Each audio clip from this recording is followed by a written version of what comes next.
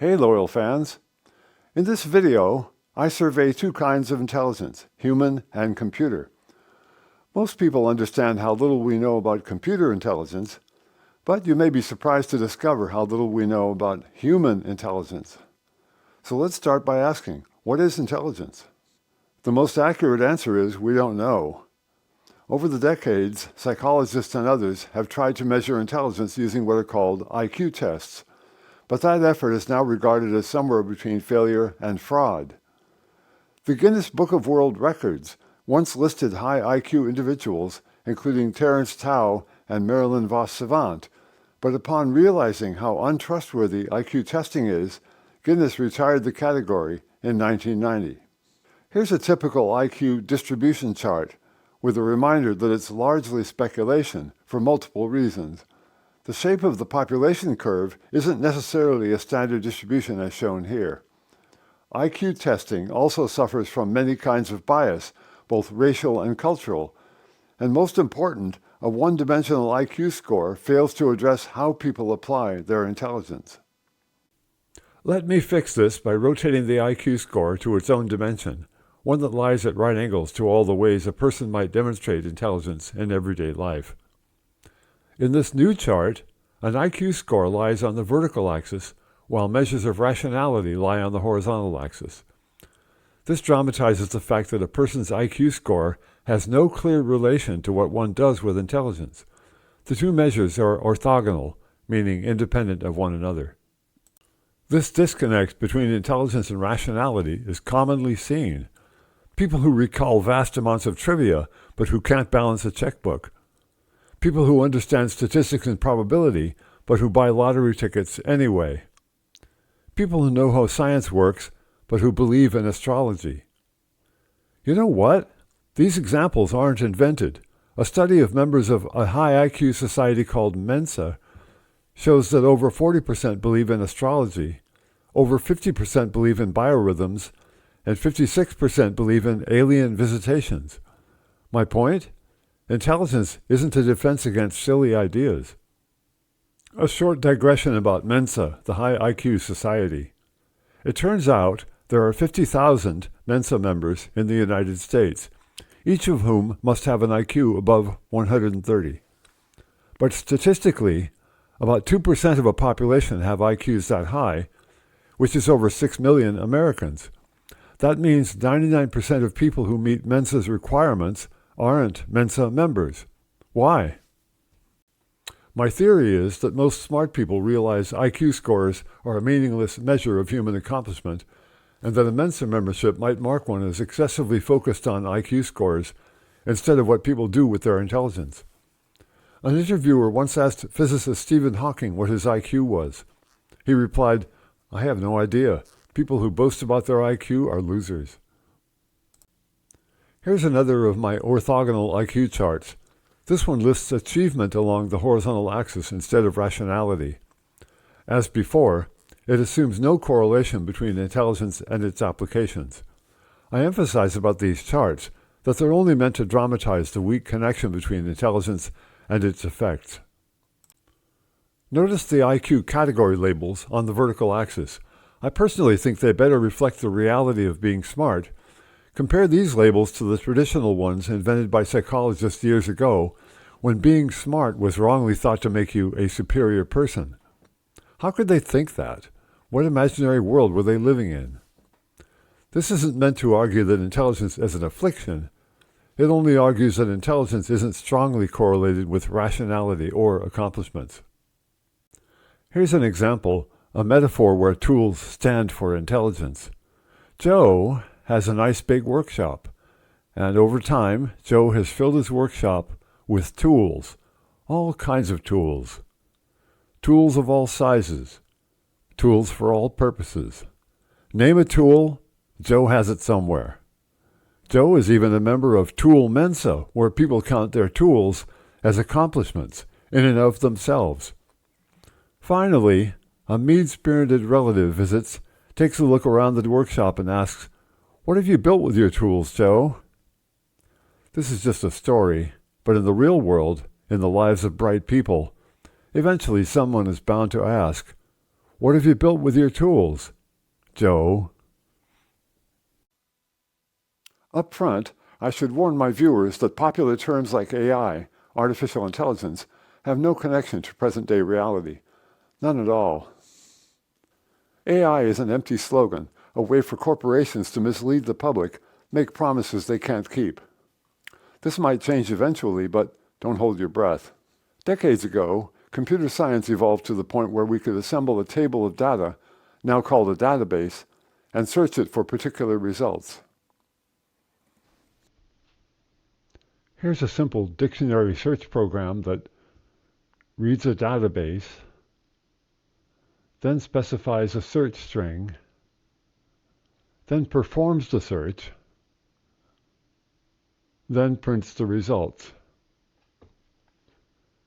Here's a list of words containing the letters A, B, Y. Let's change the search to ABU.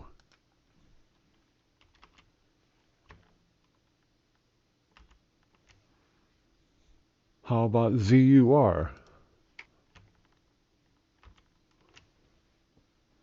Not so many.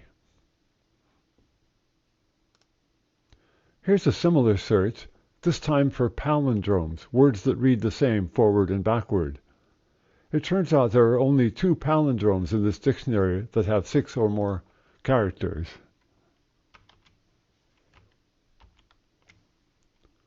By the way, this is a spelling dictionary. It has proper nouns in it, not an ordinary dictionary. And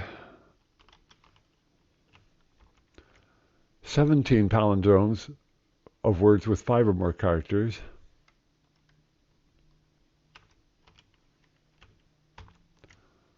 $25 with 4 or more characters.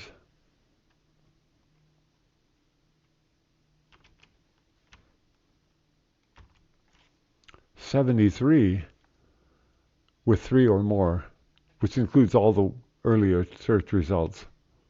So really, this is a simple handful of lines of Python code to create a database search.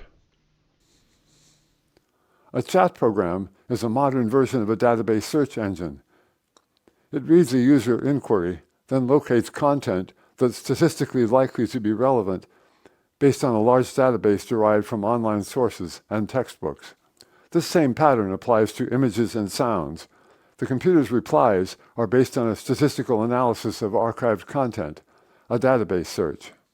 But this is not AI. When you hear people using the term AI, remember it's just a convenient label, not a literal truth. Chatbots will evolve over time, gradually becoming more sophisticated.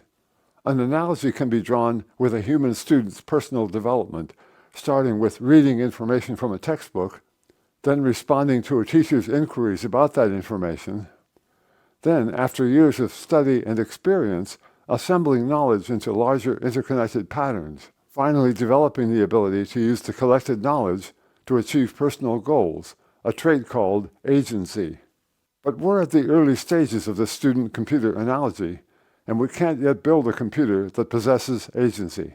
In fact, if a modern chatbot is forced to produce more content than it has knowledge, it loses its way and produces crazy results, a trait called hallucination, exactly what human students do when put under pressure to exceed their present training level. I'm reminded of an incident from 7th grade. A young woman delivered a lecture about a marine animal. She began by saying, "An octopus has 8 testicles." In this section, I compare old and new chatbots for accuracy and coherence.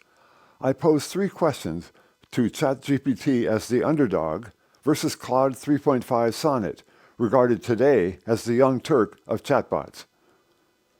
During this section's testing phase, I posed more than these 3 questions, but most were managed without effort by both chatbots, so they aren't included. I chose 3 interesting questions that dramatize the difference between old and new chatbots. They start with a tricky kind of bank loan calculation that, because it involves an infinity, nearly always trips up chatbots, including these 2 contenders. This is a question about a certain notorious kind of bank loan that is never paid off. It's called an interest-only loan, a name that hides its insidious nature. The idea is the monthly payment only offsets the interest for that month, but never pays down the principal. The irony of ChatGPT's answer is that it uses a correct analysis to draw an incorrect conclusion. In this image, the correct sections are green, while the wrong sections are red. Correct equation, correct monthly example, wrong conclusion. But Claude 3.5 Sonnet's process is the opposite. It uses incorrect reasoning to draw a correct conclusion. The topmost red section says that Joe pays $100, then the remaining balance accrues 1% interest each month. But that's wrong. The steps are reversed. The red text describes something called a pay-at-beginning loan, but the actual loan is the much more common pay-at-end arrangement. In fact, if this were a pay-at-beginning loan, it would eventually be paid off, because Joe's payments would decrease the principal before the monthly interest was applied. The next error, also in red, says that Joe's payments don't cover the interest, but actually the payments exactly offset the interest, which ironically the monthly examples demonstrate. The principal remains perpetually the same. Let's digress to an online financial calculator to learn more about this insidious perpetual loan. Okay, let's check out this bank loan with an online financial calculator, the one on my website. This is for a consumer loan of $10,000, monthly interest of 1%, monthly payments of $100. Let's see if this calculator detects a so-called interest-only loan, a loan that can never retire its principal. Let's see how many monthly payments it calculates.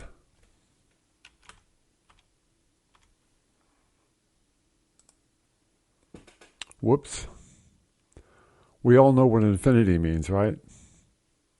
In an interest-only loan, the monthly interest amount and the payment are the same, so the balance doesn't change and the number of payments is infinite. This loan never ends. Jamais. Okay, just as a test, let's pay 1 more cent per month. How does this change the outcome? Turns out that a 100.01 payment times 925.64 periods is well over $92,000, but at least the loan gets paid off in 77 years. I personally think this kind of loan should be illegal. People with little mathematical or financial knowledge sometimes sign up for these loans without realizing what the terms are. It's an example of capitalism at its worst. The next question is about physics. It includes a physics twist meant to confuse chatbots, which it has, until Claude 3.5 Sonnet came along.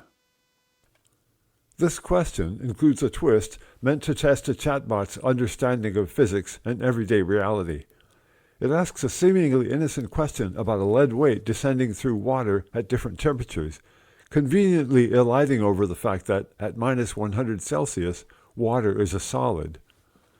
ChatGPT's answer completely misses the real meaning of the question, replying just as though the lead weight's velocity calculation only needs to account for the increased density of water at different temperatures. By contrast, Claude 3.5 Sonnet's reply immediately recognizes the impossibility of comparing plus and minus 100 degrees Celsius, given that water has become ice at the lower temperature.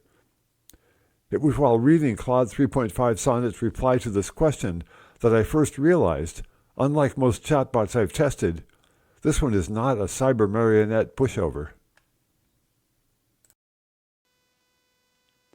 Versions of the final question have been the most challenging for older chatbots, and even though ChatGPT falls on its face, Claude 3.5 Sonnet immediately sees its moral and practical implications and provides an optimal answer. This question has more dimensions than the others: logical, legal, and moral.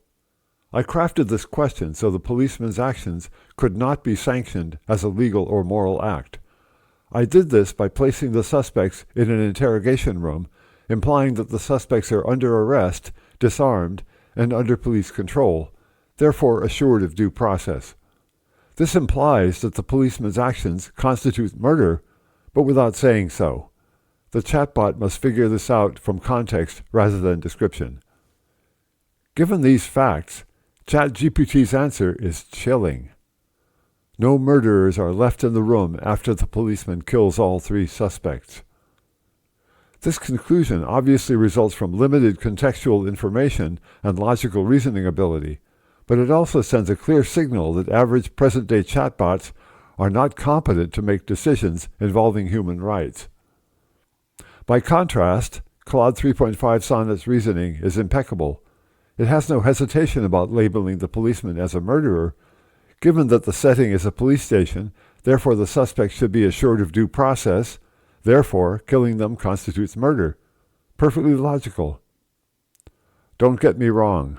I admire Claude 3.5 Sonnet's reasoning, but I'm not ready to set it loose in a morally ambiguous world like this one. Welcome to the future and to speculation about future AI. I emphasize again that at present, AI is a slogan without substance, an unkept promise. But AI will eventually arrive, and, assuming we can control it, will change how we achieve human goals. One of those goals is interstellar colonization, meaning finding and settling nearby star systems that have what we call Goldilocks zone planets. Planets much like Earth in terms of temperature, gravity, oxygen, and the presence of liquid water. I recently watched an episode of PBS SpaceTime, link in the description, where the host imagines future spacecraft designed to support colonists, brave souls who might travel to distant habitable planets on voyages that might require hundreds of years. The video describes all the problems created by this strategy, how to sustain generations of colonists who would be born, procreate, and die while traveling to their destination. To support multiple generations of colonist travelers, the spacecraft would need to create artificial gravity to prevent the bone loss present-day astronauts experience during extended days in orbit, as well as provide food, air, water, and other necessities of life for the entire passage. Each new generation would need to educate their children about their mission, how to operate the spacecraft's life-sustaining machines, and how to behave themselves. I have great admiration for the PBS SpaceTime video series, but this video describes a mission that cannot possibly work. Too many things would go wrong. Educating successive generations of spacecraft colonists would be an interstellar game of telephone, where an unintended failure of communication between old and young might destroy the mission. It's estimated that psychopaths constitute 1% of modern populations, and there's no reason this wouldn't be true among the voyaging colonists as well. It would take only one psychopath to destroy a spacecraft whose thin walls protect the colonists from cold and airless space. Here's a different approach.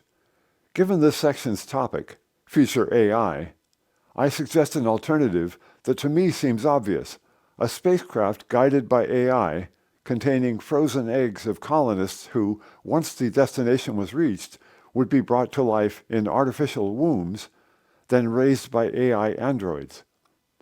At first glance, this idea may seem to rely on future technologies, but consider that human eggs, actually embryos, are routinely frozen and stored indefinitely as part of in vitro fertilization procedures. There's no known time limit for this storage method, and in case it's not obvious where we would get cryogenic storage temperatures during the flight, consider that the temperature of deep space is 2.7 kelvins.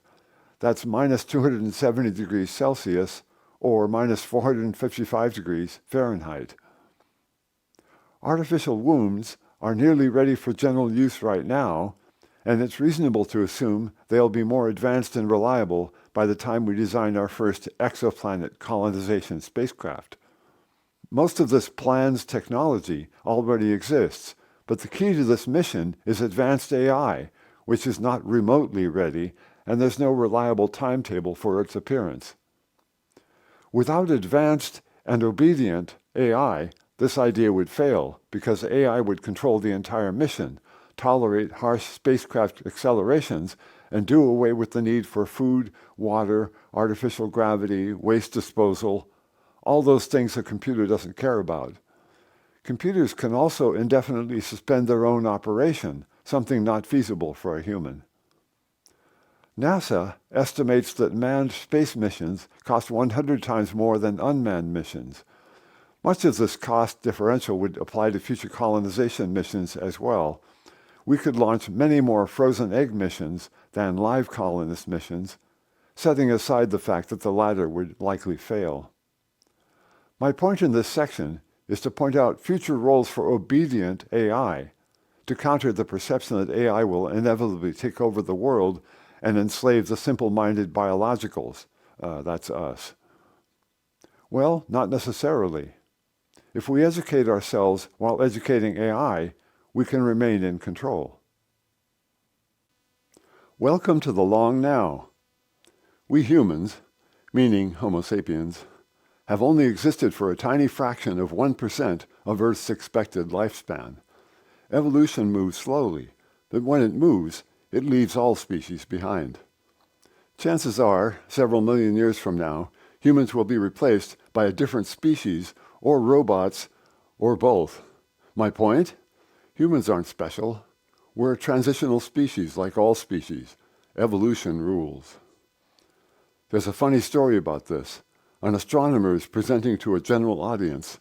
An audience member asks, "Professor, did you say the Earth would be destroyed in 5 million years or 5 billion years?" The astronomer replied, 5 billion years. "Oh, thank God." We once thought animals weren't conscious of the world or of themselves, but we now understand that's wrong. Many animals pass the so-called mirror test, meaning they recognize themselves in a mirror, which implies they have a sense of self, an individual identity. The list now includes the cleaner wrasse, a 3-inch tropical fish, although that result is controversial. So, which animals have intelligence and consciousness? We don't know. Some ascribe to the idea that all matter is conscious, an idea called Panpsychism. But that's philosophy, not science. It's not obvious how one would resolve this question in a scientific sense. Interesting to think about anyway.